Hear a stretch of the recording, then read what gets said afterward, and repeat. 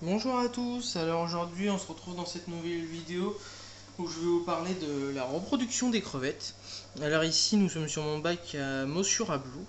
Donc ces derniers temps j'ai eu 3 femelles de grainés et ça y est ils ont toutes lâché leurs petits. Donc là je les ai déjà nourris, donc c'est sur la fin de nourriture, donc je sais pas si on va en avoir beaucoup, mais il y a plus d'une trentaine de petits qui sont déjà arrivés dans le bac. Alors je vais vous expliquer comment favoriser la reproduction des crevettes. Alors déjà, avant tout, il vous faut une eau d'une bonne qualité, donc, qui sera idéale pour vos crevettes. Donc pour ce type de crevettes, c'est seule technique obligatoire pour maintenir des paramètres à peu près idéal pour les crevettes. Parce qu'on peut le faire également sans seule technique, mais c'est beaucoup plus compliqué à maintenir les paramètres.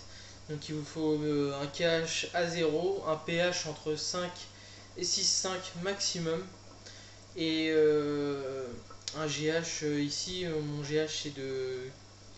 Il tourne entre 4 et 5, donc j'ai une conductivité de 250.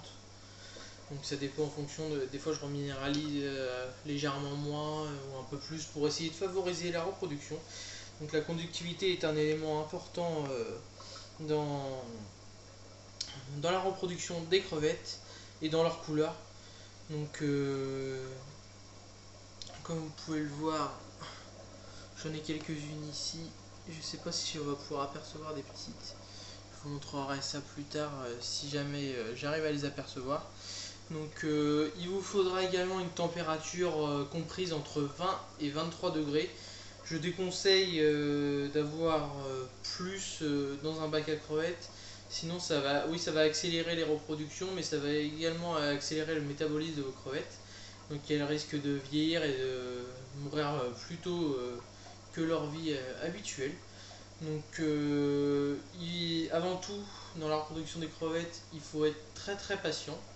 Par exemple, sur ma souche de Pure Redline, j'ai attendu plus de 4 mois, sachant qu'elles étaient déjà à maturité au bout d'un moment, avant d'avoir les premières reproductions. Donc des fois ça peut être dû au temps, ou alors mes paramètres d'eau ne leur plaisaient pas forcément, ou le temps de s'habituer à leur nouvel environnement. Donc des fois ça peut être par exemple une souche. J'ai quelques amis auxquels c'est déjà arrivé, qui se reproduisaient très très bien et qui se sont arrêtés d'un coup et 6 mois après sont repartis. Donc en fait il y a des cycles pour la reproduction des crevettes qui peuvent varier. Par exemple là sans chauffage, je sais que l'hiver j'aurai beaucoup moins de reproduction que l'été, puisque les températures seront un peu plus froides. Donc à température ambiante ça restera environ à 20 degrés. Mais par exemple ici avec les fortes chaleurs, des fois mes bacs sont montés à 22-23 degrés. Donc c'est ce qui peut inciter les petites variations de température comme ça à la reproduction. Donc après, si vous avez un chauffage, vous pouvez jouer en faisant très très attention aux variations de température quand même pour gérer leur reproduction. Donc autre élément à prendre en compte, c'est la nourriture. Moi ce que je conseille, c'est de varier la nourriture pour, pour qu'elles se sentent très bien dans le bac et ça les incite à se reproduire. Donc moi je leur donne une nourriture très très variée, donc j'utilise pas mal de gammes que j'ai acheté donc auprès de particuliers, auprès de Skyenscript, etc. Donc j'ai pas mal de nourriture. Donc là vous pouvez en voir une, il y a une petite qui est juste devant, une autre ici. Donc comme vous pouvez le voir, il y a quelques petites, je ne vous mens pas, il y en a plus d'une trentaine. Donc voilà pour ce que j'avais à dire sur la repro des crevettes. Qu'est-ce que je pourrais oublier également? Beaucoup de cachettes, parce que mince, ce qu'il faut savoir, c'est que quand les crevettes naissent de leur mère, elles ne vont pas bouger pendant quelques jours. Donc il va leur falloir de la nourriture, soit qui va venir à eux.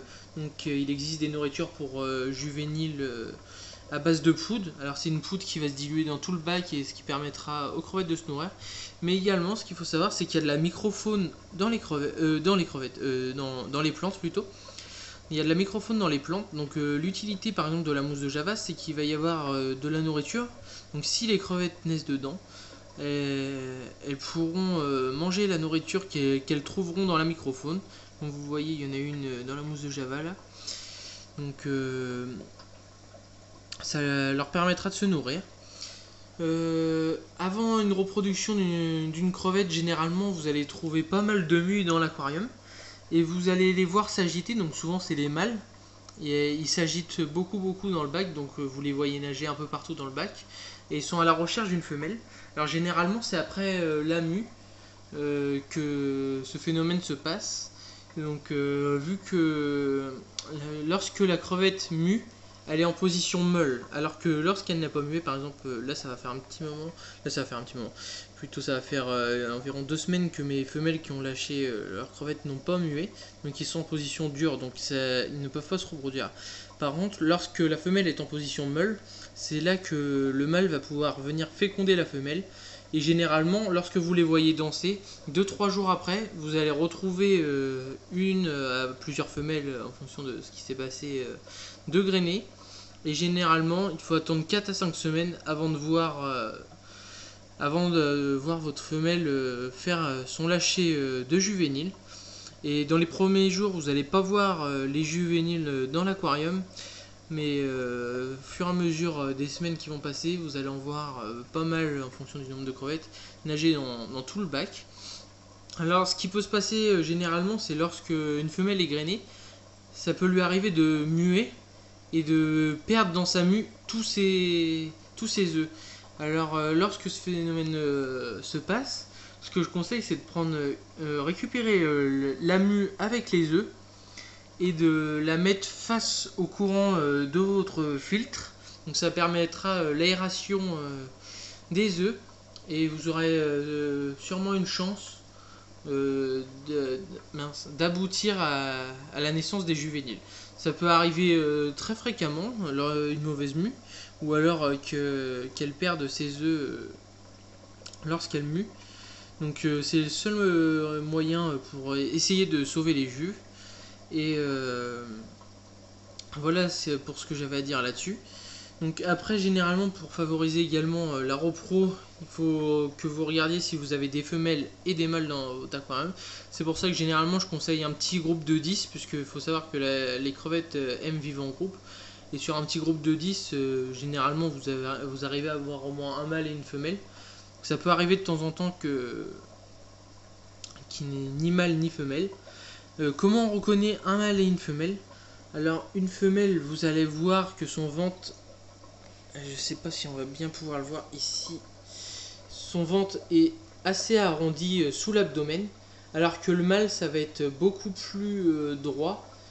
Donc, et généralement la femelle est beaucoup plus grosse que le mâle, donc une femelle peut mesurer de 3 à 3,5 cm maximum, alors que le mâle généralement il stagne aux alentours de 2-2,5 pour les plus gros. Donc voilà pour ce que j'avais à dire sur la reproduction des crevettes et sur les conseils pour essayer d'améliorer la reproduction. Donc maintenant il n'y a plus qu'à mettre ces conseils en pratique, et ce qu'il ne faut surtout jamais oublier, c'est patience, patience et patience. Ça peut être assez long même en faisant tout ça. Le mieux c'est de laisser les faire la nature une fois que vous vous en occupez bien, et ça viendra tout seul si vous avez une bonne qualité d'eau. Donc voilà, c'était tout ce que j'avais à dire dans cette vidéo. Je vous dis à une prochaine dans une prochaine vidéo. Allez, salut!